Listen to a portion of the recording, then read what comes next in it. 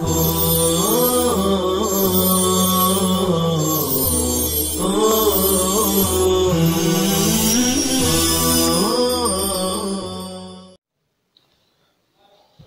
اللہ الرحمن الرحیم الحمد للہ رب العالمین والصلاة والسلام علی سید الانبیاء والمرسلین وعلی آلہ واصحابہ اجمعین۔ السلام علیکم ورحمۃ اللہ وبرکاتہ۔ عزیز طلبہ، آج ہم درس نمبر 84 کا آغاز کر رہے ہیں۔ اس سے پہلے آپ کے سامنے گزشتہ دروس میں کتاب اللہ کے لفظ کی 2 تقسیم بیان کر چکے ہیں۔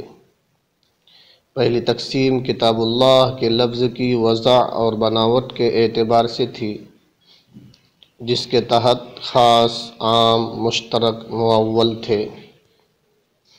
دوسری تقسیم کتاب اللہ کے لفظ کی استعمال فی المعنی کے اعتبار سے تھی، جس کے تحت حقیقت، مجاز، صریح، کنایہ آتے ہیں۔ اب صاحب کتاب کتاب اللہ کے لفظ کی تیسری تقسیم ظہور معنی اور خفائی معنی کے اعتبار سے بیان کر رہے ہیں، یعنی لفظ کا معنی کتنا ظاہر ہوگا اور لفظ کا معنی کتنا پوشیدہ ہوگا۔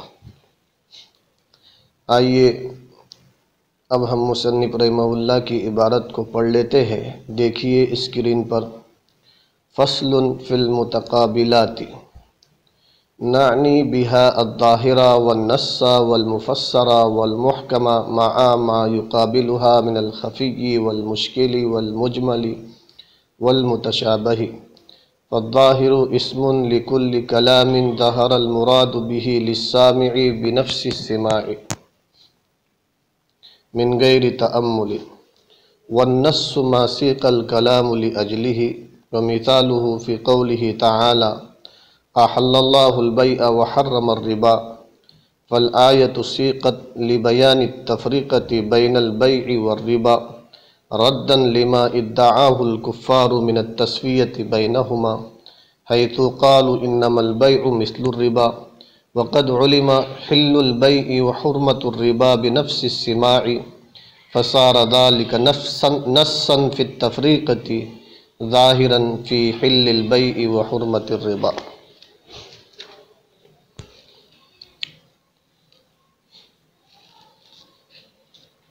عزیز طلبہ، اس عبارت میں صاحب کتاب نے کتاب اللہ کے لفظ کی تیسری تقسیم اور اس کی مثالیں ذکر کی ہے۔ کتاب اللہ کے لفظ کی پہلے 2 تقسیمیں گزر چکی ہے۔ پہلی تقسیم معنی وضعی کے اعتبار سے اور دوسری تقسیم استعمال فی المعنی کے اعتبار سے تھی۔ تیسری تقسیم ظہور معنی اور خفائی معنی کے اعتبار سے ہے، لفظ کا معنی کتنا ظاہر ہوگا اور کتنا چھپا ہوا ہوگا۔ ظہور معنی کے اعتبار سے لفظ کی 4 قسمیں ہیں: ظاہر، نص، مفسر اور محکم۔ خفائی معنی کے اعتبار سے بھی 4 قسمیں ہیں: خفی، مشکل، مجمل اور متشابہ۔ ان چاروں اقسام کو متقابلات کہا جاتا ہے، اس لیے کہ ان چاروں اقسام میں سے ہر قسم دوسری قسم کے مقابلے میں ہے۔ ظاہر خفی کے مقابلے میں ہے، نص مشکل کے مقابلے میں ہے، مفسر مجمل کے مقابلے میں ہے اور محکم متشابہ کے مقابلے میں ہے۔ ان چاروں قسموں میں سے ہر ایک قسم دوسرے قسم کی ضد بھی ہے، اس لیے ان کو متضادات بھی کہا جاتا ہے۔ صاحب کتاب نے فصل کا عنوان لگایا فی المتقابلات۔ عزیز طلبہ، اصولیین کی اصطلاح میں تضاد اور تقابل ایک معنی میں استعمال ہوتا ہے اور اس کی تعریف اس طرح کی جاتی ہے: ہوا عدم اجتماع الامرین فی محل واحد وفی زمان واحد من جہت واحدہ۔ تضاد اور تقابل کی تعریف: ہوا عدم اجتماع الامرین فی محل واحد وفی زمان واحد من جہت واحدہ۔ 2 چیزوں کا جمع نہ ہونا، ایک ہی جگہ میں اور ایک ہی وقت میں، ایک ہی جہت سے۔ یہ تضاد اور تقابل کی تعریف ہے۔ جب یہ چاروں اقسام ایک دوسرے کے مقابلے میں ہیں اور ایک دوسرے کی ضد ہے تو ہر دو مقابل کی قسمیں ایک ہی وقت میں، ایک ہی جگہ میں اور ایک ہی جہت سے اکٹھے نہیں ہو سکیں گی۔ لہذا ظاہر، خفی، نص اور مشکل، مفسر اور مجمل، محکم اور متشابہ ایک ہی وقت میں، ایک ہی جگہ میں، ایک ہی جہت سے جمع نہیں ہو سکتے۔ عزیز طلبہ، اب ہم ظاہر کی تعریف سمجھنے کی کوشش کرتے ہیں۔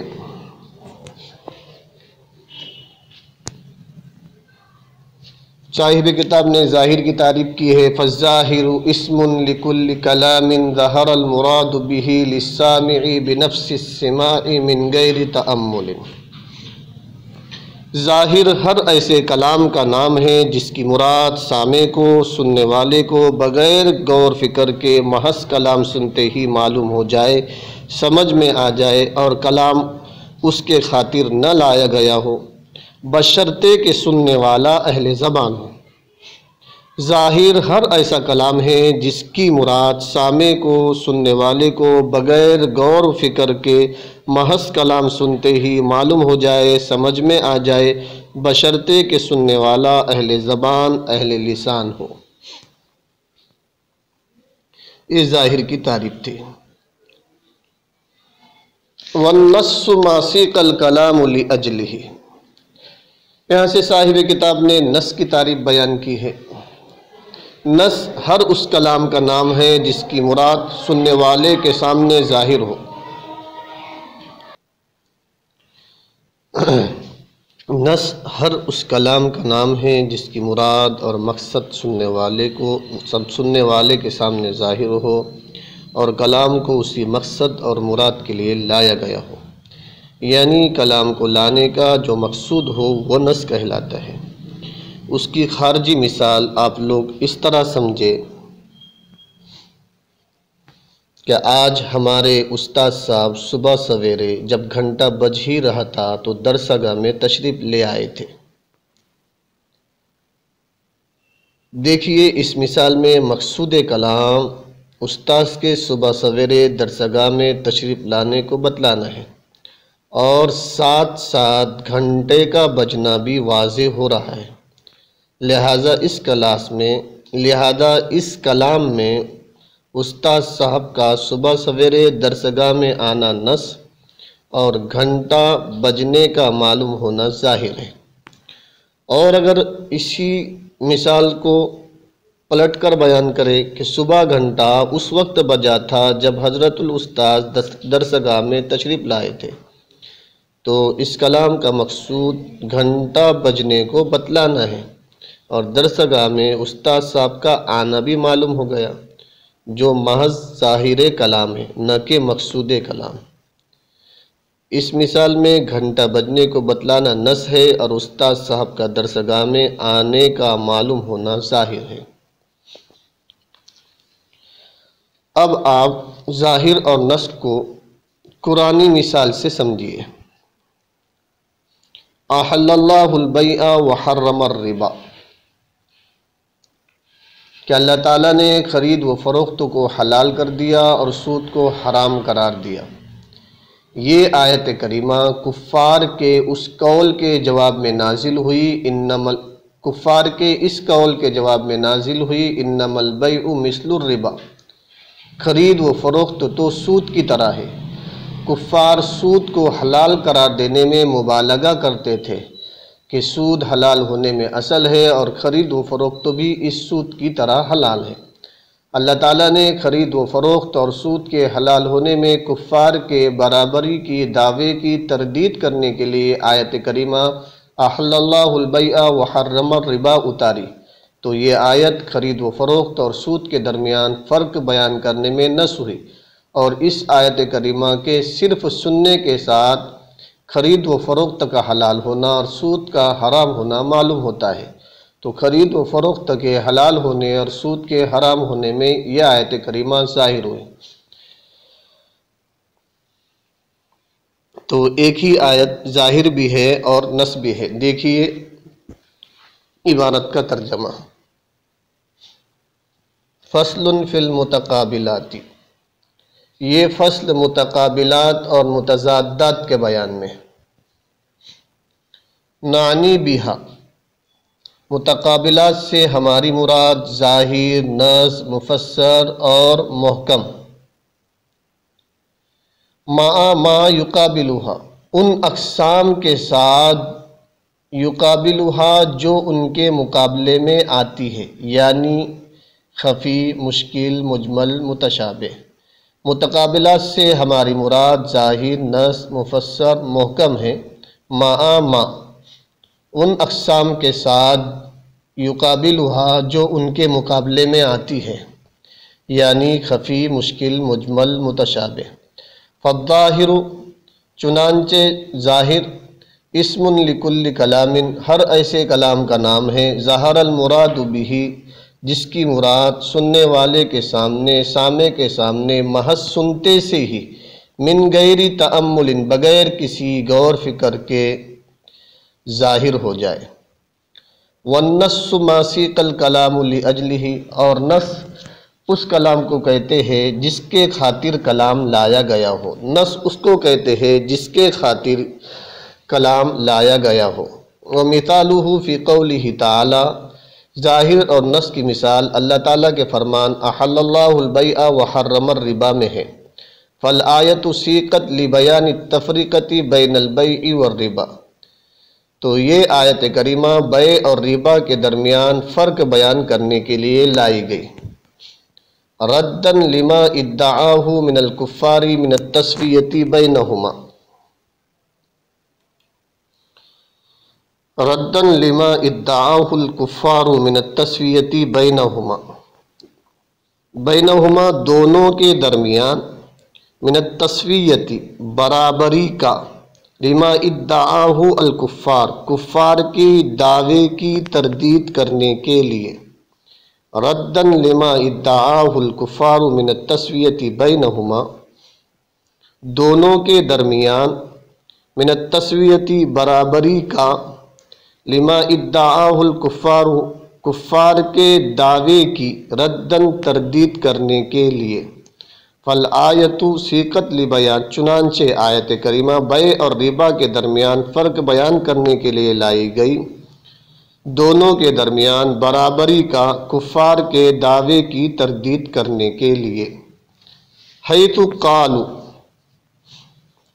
اس لیے کہ وہ کہتے تھے، انما البیع مثل الربا، بیع تو سود کے مانند ہے، بیع تو سود کے مانند ہے۔ وقد علم حل البیع وحرمت الربا بنفس السماع،